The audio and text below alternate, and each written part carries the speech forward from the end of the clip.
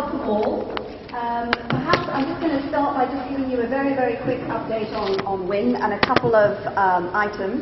As far as WIN is doing, I think that you all know that we registered last year as a not-for-profit company. So we now have a board of directors and are putting in place our governance practices, as you could imagine.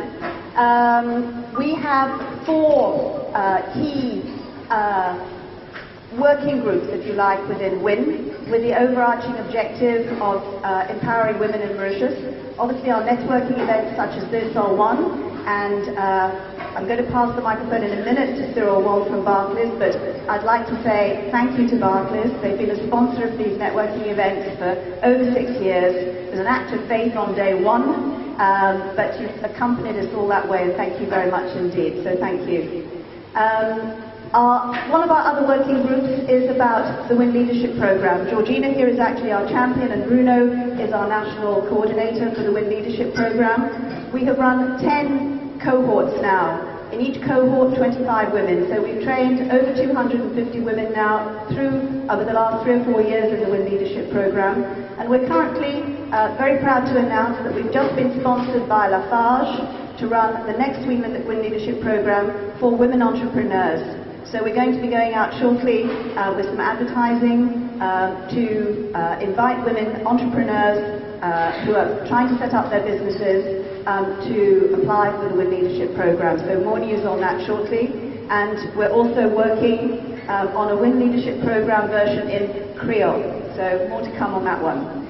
I can see some of the men in the audience here this evening, and although people think this is Women in Networking, we're about gender equality, gender parity.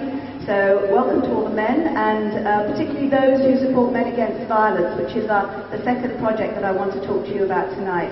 The Men Against Violence team increases in numbers, increases in the work that they do. They spend a lot of time going around the island sensitizing young boys between the age of 12 and 22, and we're now including young girls as well from the age of 12 to 22. We have so far run sensitization sessions with over 1,000 young people, teaching them to talk about violence, what are the effects of violence, and what can they do to stop the vicious circle of violence. Doesn't matter which day you pick up the newspaper at the moment, but we read about more and more horrifying things. The recent attacks on elderly people, it's a 19-year-old woman being raped. These are horrifying things and should not happen in any society. So there is much more work for the Men Against Violence team to do, but they continue to work because men need to stand up to say no to violence. In terms of the fourth action programme is Women in Politics, and Women in Politics is still riding off the results of the last local government elections. We now have over 30% of women in local politics, which is a huge leapfrog from our place at the bottom of the ladder in Africa, and almost in the world, I think. I think it was around 5% was the number of women in local government, and now we're over 30%. So well done to the WIN team, and our next challenge is the general elections in 2015. And we are lobbying hard already for the same gender-neutral quota to be enshrined in the general election. So more on this space. But I'd now like to ask our sponsor, and Cyril, to come along and say a few words on behalf of Barclays. Over to you, Cyril.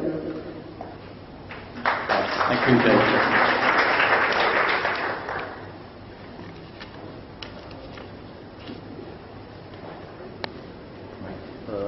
Your Excellency, Mrs. De La Rosa, Ambassador of the United States, Jane, National Coordinator of WIN, WIN members, dear guests, ladies and gentlemen. First of all, I'd like to thank Jane for inviting me as one of the guest speakers tonight. I always had a soft spot for WIN. I think, as you said, Barclays was one of the original sponsors of WIN. We've been supporting WIN for over 6 years now, and I'm very glad that we've renewed our sponsorship agreement for another year. I think the reason why we support WIN is very simple. I think the objective of WIN of empowering women is very much aligned to our corporate and employment sort of policies. So I think there's complete alignment in terms of our objectives. Now the subject tonight is empowering women leaders. Why is that important? I think my reflections will be along two principles. One of equal opportunities and secondly, on diversity. On equal opportunities, I believe it is a fundamental human right for women to have equal consideration and opportunities. It is implicit in our Constitution, and I believe it can be implicitly and explicitly construed in all our legislation. Women have essentially the same aptitudes and abilities of men. We have the same genes, the same DNA, and case in point, for the few women who have been given the opportunity of leadership roles, I believe they have performed as well as would have been expected of any man. In practice, for the same role, women are given the same duties and responsibilities as men. So if the responsibilities are the same, the opportunities should also be the same. Therefore, I can see no rational reason why women should not be given the same consideration and opportunities as men. On diversity, nowadays we live in a fast-moving world where everything is moving very fast. Business environment is changing, consumer markets are changing, consumer expectations are changing. To stay at the forefront of our business and to stay ahead of competition, we need to adapt to changing customer expectations fast. And better still, we need to anticipate customers' changing preferences. So how do we do that? I think that's a very difficult question, but I'll answer by proposing what we should not do. We should certainly not ignore the tastes, preferences and sensitivities of 50% of the market, and that's you, the female population. To stay ahead of competition, business strategies should incorporate the sensitivities of the entire spectrum of the consumer market.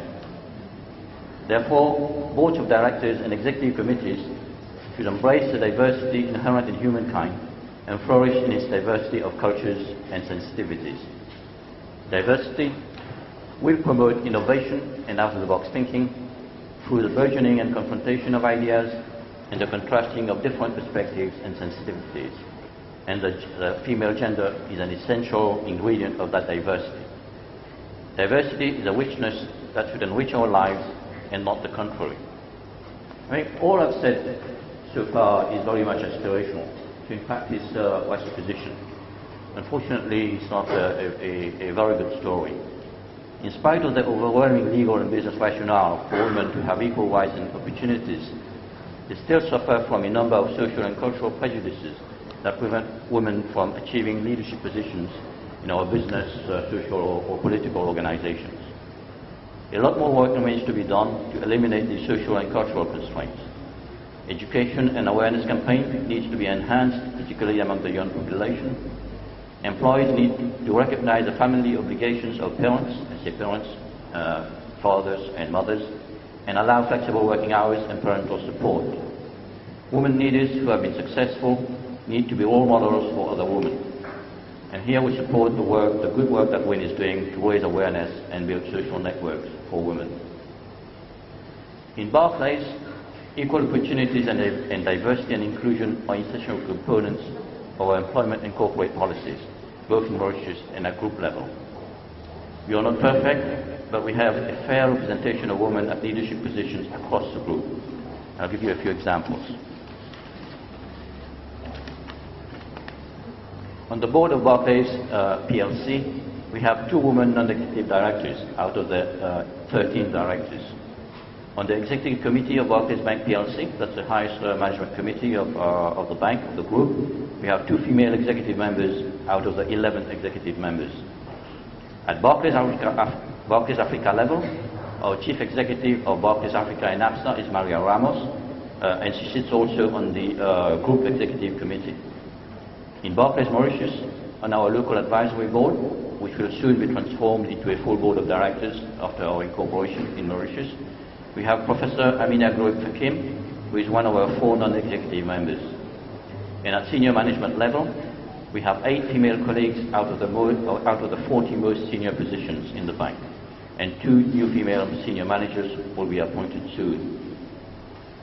So we are trying to create a framework whereby our female colleagues feel empowered to develop their careers and achieve their full potential in the bank.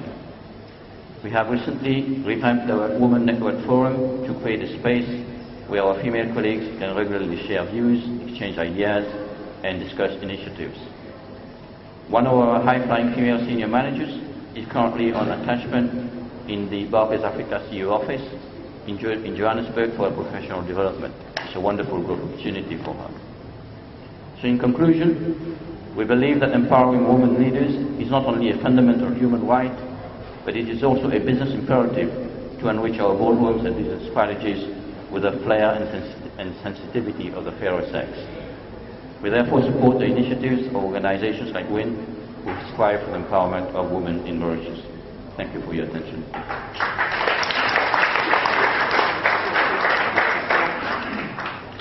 Cyril, thank you very much. Thank you again for Barclays' support, and we see the efforts that Barclays is making to promote women in your organization, and we salute those, and we're there to support anything we can. Before I pass you over to our guest speaker this evening, I would just like to remind you that we do have a plateau à la porte, so any contributions you wish to make this evening are going to go to the Centre d'éveil in Cité Richelieu. It is a crèche that is run by our Sir Optimus sisters in Port Louis for this deprived area, and it's part of a pre-primary school, but the crèche itself was flooded during the recent floods, and there's some major work that needs to be done. So we decided that tonight any money collected would be contributed.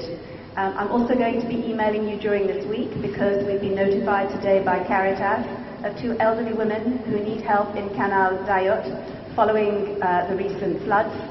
There is still work to be done out there, but I will send you more details by email during the week. So it's my pleasure now to introduce you to our guest speaker this evening, Ambassador Shari Villarosa. Ambassador Villarosa has been our ambassador here in Mauritius for the US since September 2012. She's a career professional.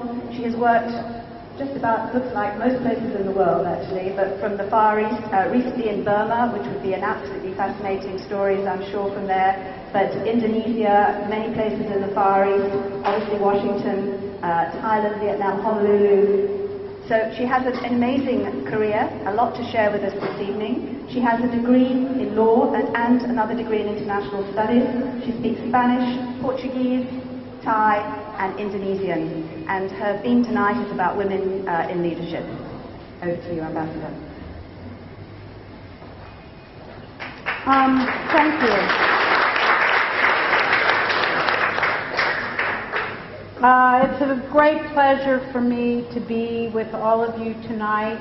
I kind of prepared my remarks hoping to generate more of a general discussion. I can see that this venue with the sound reverberation isn't the ideal place for this, but I truly want this isn't me talking to you, but rather it's me sharing some of my thinking, and I very much want to hear from you.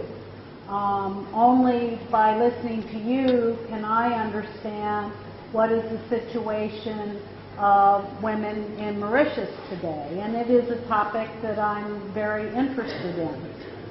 So, well, I'll give you some general remarks, and if somebody wants to chime in or say something at the end, I would be delighted. And we can see how this all works. The national security strategy of the United States under President Obama says, quote, that countries are more peaceful and prosperous when women are afforded full and equal rights and opportunities. Where those rights and opportunities are denied, countries lag behind. Over the course of my 30 years in the Foreign Service, I have worked in both Latin America and Asia, and I have seen remarkable progress by women in those countries compared to the situation in the early 80s to what is happening now.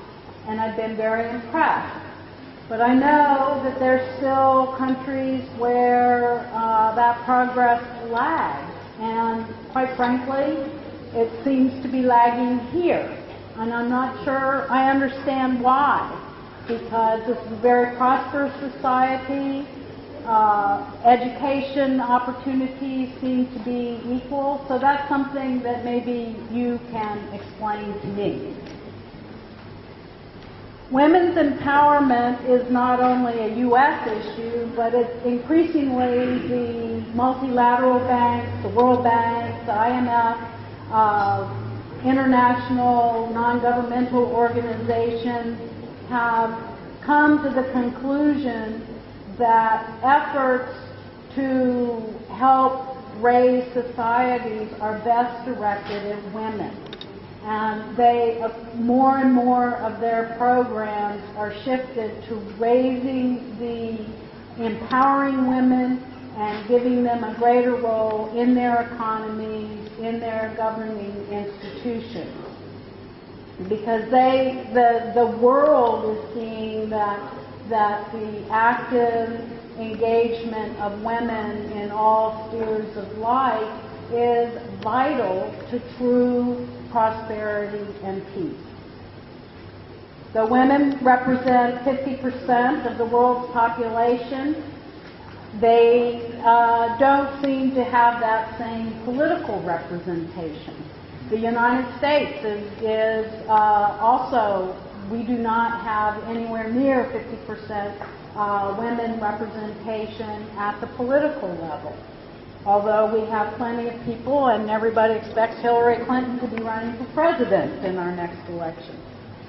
A healthy democracy requires the full participation of all of its citizens. Women must be engaged in governance and policy making, not only because they have a right to be involved in the decisions that affect them and in their community, but also because those political decisions will be better responsive if women are involved to all the needs of society. In the United States, there is, and in many other countries, again, where it seems that women want to make sure that family concerns and protecting families is addressed, and too often the men are interested in buying tanks and fancy jet airplanes. Again, women must be involved in making those decisions. The U.S. Embassy has actively supported greater participation by women in the political system. Last summer, we sponsored some training to encourage women to run in the elections last December, and we're very proud that a number of those women did decide to run as candidates and were elected. We provided some follow-up training about a month ago to bring these women, again, networking, what you're all here for, bring these women together that are recently elected with women who have long experience working in the political sphere so that they can learn from them, find out what works, what to avoid. So this is an area, again, where I would like to hear your perspective of what other things that the United States could do to help encourage more women to become active in the politics of Mauritius. Women need to have economic power. They are economic actors in all countries, but yet often their rights or their roles do not get the respect that the roles of men, or there's certain jobs that are deemed unfit for women, or there's a whole list of things. But again, the World Bank has discovered that the more fully women are participating in the country's economy, in the official economy, then the more likely overall economic productivity of the nation will increase, development outcomes will improve, and governing institutions will become more responsible to all of society. Accordingly, again, this is why they are directing more of their programs to women. to encourage their economic empowerment. The U.S. wants to help in this area also. We have set up the African Women's Entrepreneur Program to, again, help women network, come together, learn from other successful women. There's many successful women entrepreneurs throughout Africa, and they are doing amazing things. And we want to bring women together so that they can learn and start their own operations and show what successes they can be. Ending violence against women is another form of empowerment, and I was glad to hear that this is something that that WIN is looking at. Gender-based violence significantly hinders the ability of individuals to participate and contribute to their families and communities, economically, politically, and socially. I understand that the Mauritian government launched the National Platform to End Gender-Based Violence in 2011 and has strengthened its laws to the Protection from Domestic Violence Act. I would like to learn from you how these initiatives are working, because we continue to hear reports of terrible cases. Is there something that we can work together to diminish? Is it a question of better laws? Is it a question of sensitizing people that, beating up women and children is not how you show that you're a man? Women face other barriers too. They can be societal, but often they're self-imposed. In the United States, we frequently find that women can be harsher critics of other women than they are of men. Not sure why this is. Most recently, a book has been published by the Chief Operating Officer of Facebook, Sheryl Sandberg, entitled Lean In. And she has seen over the course, she's obviously been a very successful woman and reached very senior positions.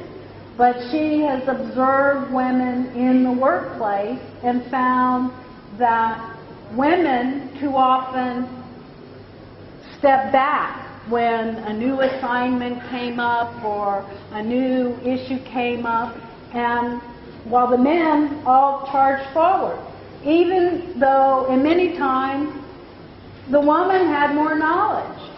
But, we want to be modest, we want our qualities to be recognized and that people just bring us forward. Well, in the meantime, the pushy men are going forward and grabbing everything. So you have to, as she says, lean in. Raise your hand when there's that opportunity. Say that you know something about it. And then you too will be able to get those opportunities. Now, this whole book has excited great controversy, not only in the United States, but around the world. People around the world and especially women, are reading this book and engaging in spirited debate. So again, I'd be interested in your opinions in this area. Every challenge we face, as in our individual nations as well as in the community of nations that makes up this planet, I am convinced that problems will be better solved if women are involved. But we're going to have to, we have to come together to collectively, encourage women to put forward their very many good ideas. This is something important for the whole world. I've talked enough. I'm interested in hearing from you. We can do it either now, or we can mingle around, or we can do it at a later time. But I very much am looking forward to hearing from you so that I can better understand. I'm a new arrival here, and I'm sure there's many things that I don't understand properly. But I'm looking forward to being educated by you.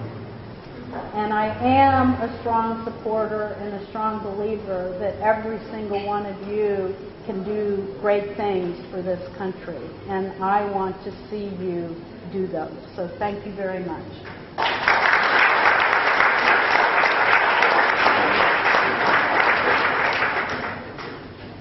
Does anybody have any questions that they would like to, or any issues or comments they would like to raise? So you've got to come forward.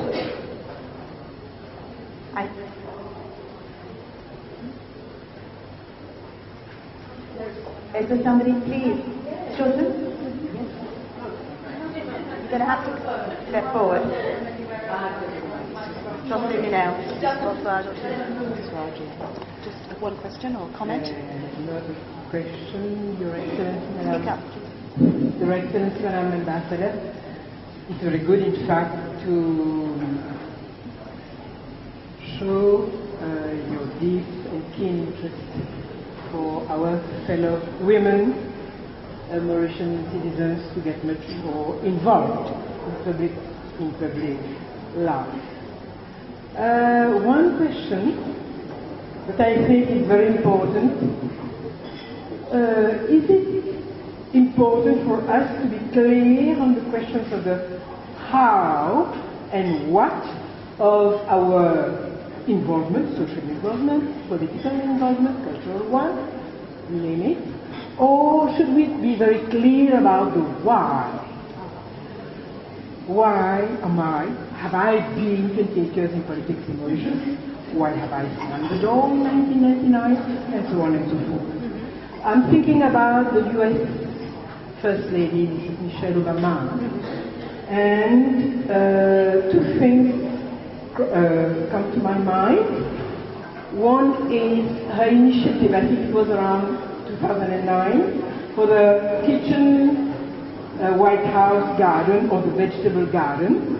I think her focus was on the children obesity problem, and it was also, I think, an organic produced garden, so health hazard to be cut down, one thing. And second, a role where she has been a role model is the way she gets very interested. She got a keen interest in the fashion, the young fashion designers, to encourage creativity, and she even go, as far as I read, to the extent to order.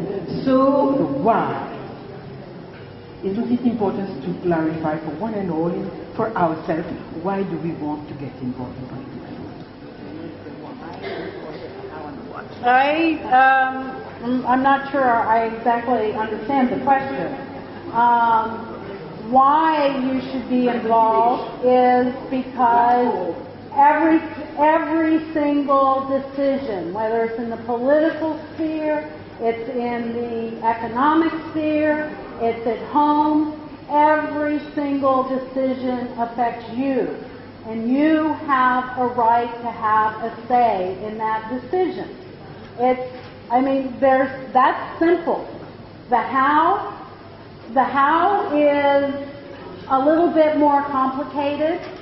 There are some people that, just have no problem going full speed ahead. There's others that need to be drawn out. And I think that's up to each individual person. How you want to do this, how you want to get involved, how you think the best way. But I just don't think that there should be any barriers. It's eliminating the barriers so then you can choose how. But that why is because you have to. Everything affects you. And I always say, one of the reasons that I vote in the United States is because that if I don't vote, then I can't complain. And I want to be able to complain. So you have to be involved because all those decisions affect you.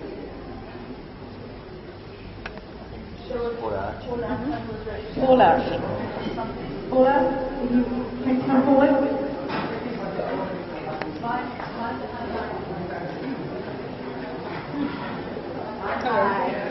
Sorry, it won't stretch. Thank you very much for that, for the chance you've given us to say something about this. It's on? Okay, right. So, just these one points. We all know how women are blocked in this country because of the way parties are run, the way the leaders keep things for themselves, the way the finances are so murky, and so on. There's not going to be any change as long as things go on the way they are. So I think you want to know, Madam Ambassador, I think you want to know what ways the American Embassy can help women in the struggle to try to get things a more level playing field. Well, the first thing we have to do, the very first thing we have to do, is to make sure that the next general election, as James has said this, we have the turn of the local electoral act, the gender neutral quota is enforced. Now, give us ways of actually getting this done. Give us 2 or 3 ideas, give us some help. If you have to get Michelle Obama to come and visit us, doesn't matter. We need to get this next election 33% of women elected legally. That's the first thing we need. After that, in the long term, we have to find ways of helping women, or forcing women, or encouraging women to change the way they vote. Voting patterns and voting habits is much more difficult. And this will not be the result of 1 or 2 campaigns, it will be the result of a series of campaigns. But hopefully in the long term, in 10 years' time, we might get there. Thank you.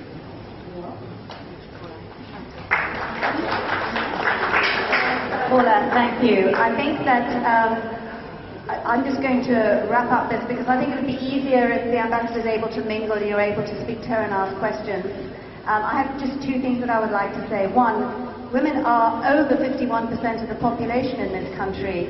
If you want to change things, it's in your hands. But you have to step up to the table. And Ambassador, if I may, take advantage, let's bring Sheryl Sandberg here. We want to run an international women's conference next year. And we would love to have her here. If you can help us do that, we'll work with you on that. And we will talk to women in Mauritius about leaning in. So enjoy the rest of your evening, Ambassador. Thank you very much indeed for joining us. Please feel free to mingle and carry on the evening. Georgina, anything else you want to add? And enjoy the rest of your evening. Thank you very much indeed. Thank you.